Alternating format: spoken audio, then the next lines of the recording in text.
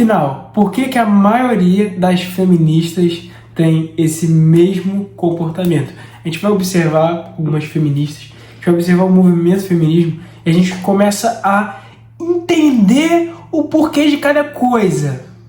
Eu quero que você comece a observar agora. Lembra de alguma mulher feminista que você conhece? Comece a observar. E aí você chega nela e você pergunta a história dela. Provavelmente, problema com o pai, problema com mãe, problema com homem, problema de identidade. Começa por aí. Você vai observando tudo, coisinha por coisinha, e você vai observando um grande padrão. E eu observei um grande padrão nessas pessoas. Eu observei que a maioria delas é problema familiar. Grande parte delas, tá? E nem adianta querer me processar porque eu tô dando minha opinião.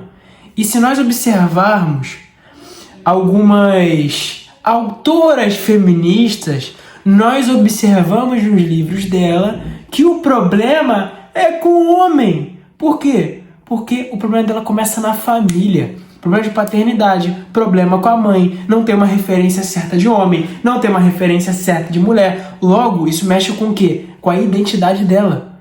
E ela começa a não entender direito. Então, se a gente observar alguns livros feministas, nós vamos observar que ela não está falando diretamente de um movimento, mas ela está falando da raiva que ela tem de homem. É só observar. Os livros feministas, eles falam exatamente disso. Eles retratam exatamente disso. O problema delas é com o homem, que teve um problema masculino na vida delas. Então, a gente começa a observar esses comportamentos e a gente começa a entender de onde que vem tudo isso. Então, a solução tá, primeiro, reconhecer a identidade que tem e ressignificar esses problemas que elas têm com o pai, problema que tem com a mãe, problema que tem de identidade. Tudo isso reflete. É só você ver a forma que elas andam, a forma que elas falam, a forma que elas escrevem os textos. É sempre um texto muito inflamado, cheio de raiva, disfarçado de movimento. Mas na verdade a raiva que tem é com o homem, cara.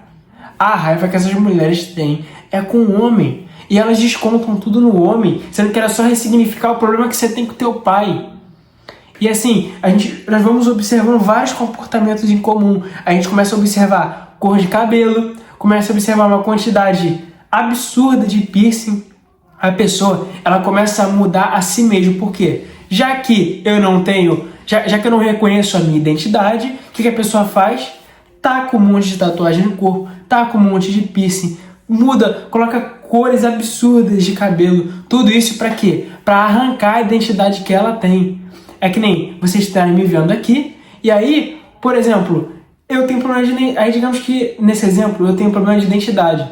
Aí o que eu vou fazer? Vou começar a me tatuar, vou começar a me pintar todo, botar piercing aqui e ali, e aí eu começo a colocar toda a minha raiva. Eu não sei quem eu sou, então vou colocar toda a minha raiva, e eu vou sempre estar fazendo alguma coisa, porque como eu não vejo valor em quem eu sou, eu saio me tatuando, saio botando piercing, saio pintando meu cabelo, revoltamente, e eu começo a botar toda a minha revolta em coisas e criar movimentos. Ou seja, qual que é a minha opinião? O movimento feminista é um movimento de pessoas revoltadas, usando todo esse movimento como uma revolta de pessoas que têm problema com o pai e com a mãe. Pessoas que têm problema na família. Elas criaram um movimento entre si. E elas... Tá todo mundo junto nisso. Todas as pessoas que viveram o mesmo problema, têm os mesmos comportamentos, vivendo problemas de identidade, problema na família, eles se juntaram e criaram esse movimento. É exatamente isso. Observa os autores, observa os livros. A raiva que elas têm de homem está totalmente correlacionado com o que elas tiveram na infância.